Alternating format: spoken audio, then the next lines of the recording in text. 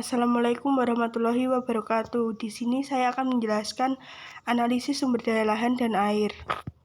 Analisis sumber daya lahan pada DAS. DAS berfungsi sebagai satu kesatuan hidrologis, sebagai satu kesatuan bentang lahan, dan sebagai satu kesatuan ekosistem.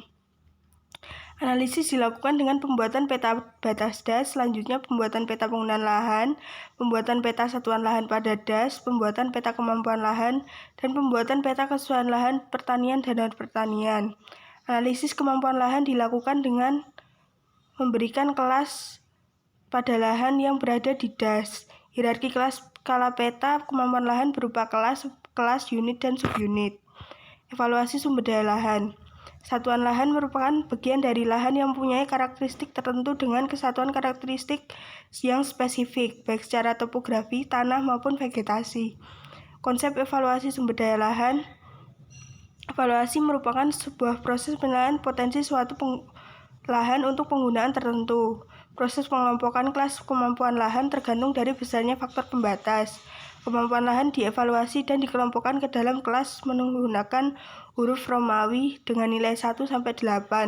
Berdasarkan klasifikasi kelas kemampuan lahan tersebut, dapat diketahui potensi penggunaan lahan yang sesuai pada unit satuan lahan. Kesesuaian lahan.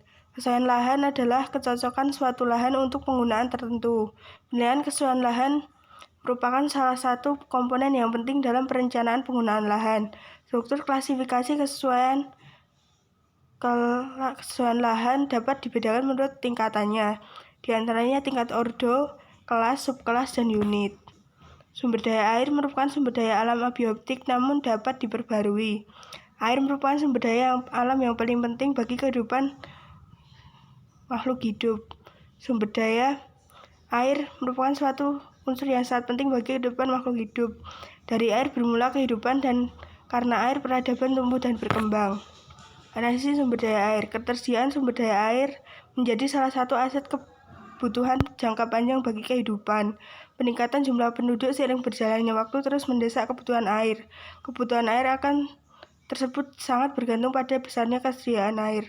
Kebutuhan air. Tingkat pertumbuhan penduduk di wilayah menyebabkan pembangunan air pada permukaan di permukiman di wilayah tersebut semakin bertambah.